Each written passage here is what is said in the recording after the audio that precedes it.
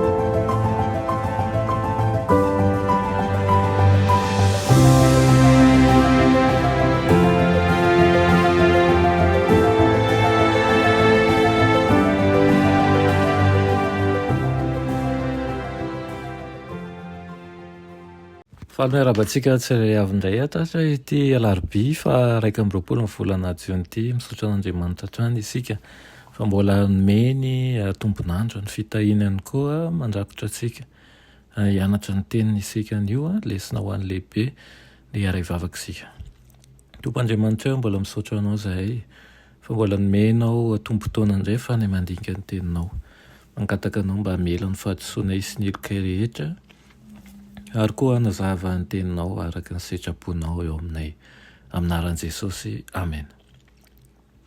Lohateny lesona antsika androany dia manao hoe manenika ny tany ny voninahitran'Andriamanitra. Mamaky isika ny Apokalipsy 4:1-12, ny 5:5-12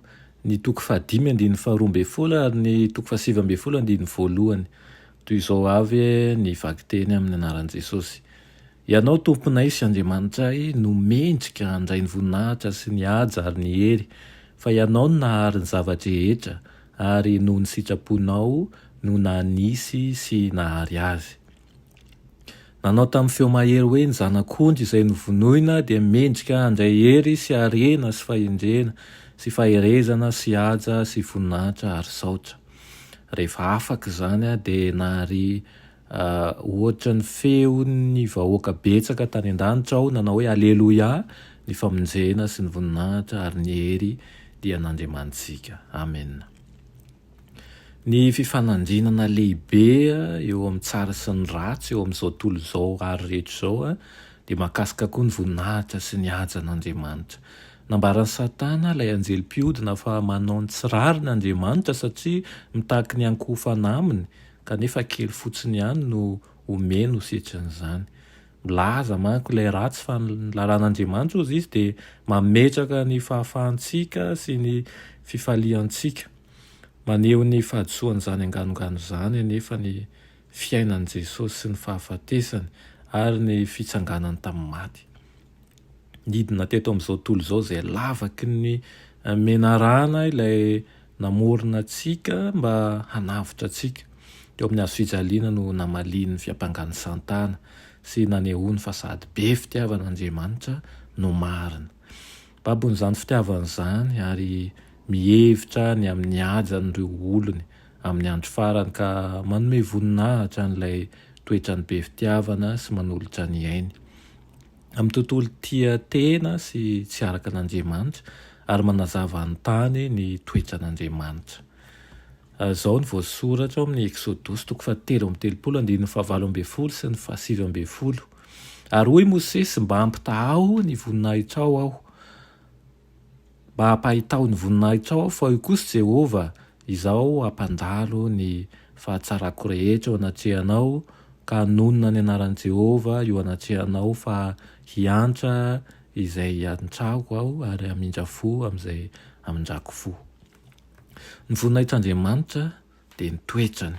Ny hoe ny voninahitran'Andriamanitra ny tany rehefa feno fitiavana azy isika ary hovain'ilay fitiavana manavotra ny toetrantsika izany. Maneho ny voninahiny sy ny toetrany amin'izao tontolo izao ny fanehoana ny fitiavany eo amin'ny fiainantsika manokana. zao no afatra farany nentin'ireo anjely telo teo voninlanitra hotoriana amin'ny tontolo iray tafalatsaka ao anatin'ny aizina ra-panamana hoe matahoranaandriamanitra ka ome voninahitra izy. Tsy misy voninahitra ho an'ny tenantsika ao amin'ny asa tsara ataontsika, na ny fahamarinantsika na koa ny fahatsarantsika. Tokony anakoako maneran-tany ny afatry ny fahamarinan'i Kristy, ny voninahitran'Andriamanitra no ny asan'ny fahanjelo, ny asan'ny anjely fahatelo. Izao ny soratan'i Madamo White ihany koa ety am-pamaranana amin'ny vakitsika. Zao izy hoe inona moa ny fahamarinana amin'ny finoana?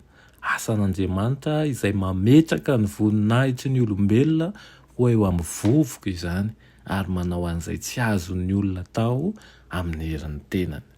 Zany hoe tsy misy voninahitra ho antsika zany, fa ho an'Andriamanitra avokoa. Rehefa mitoetra ao amin'Andriamanitra isika kanefa dia ny voninahitran'Andriamanitra voninahitrintsika ihany koa, satria izy efa miray ao amintsika.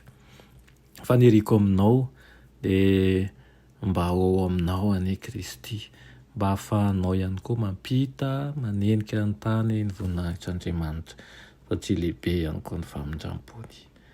Amen. Vavaka isika. Misaotra anao izay ray hony amin'izany lesona nomenao anay anio izany, ampianaratra izahay mba hatakatra ny fitiavanao anay ka ahatsapa fa noho ny aminay tokoa no nanaovanao sorona, ary efa voavidy ny rahanao tokoa izay ka olona afaka.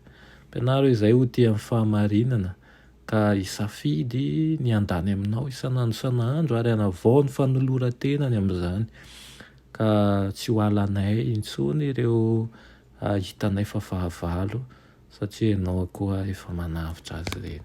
Amin'ny anaran'i Jesosy, amen.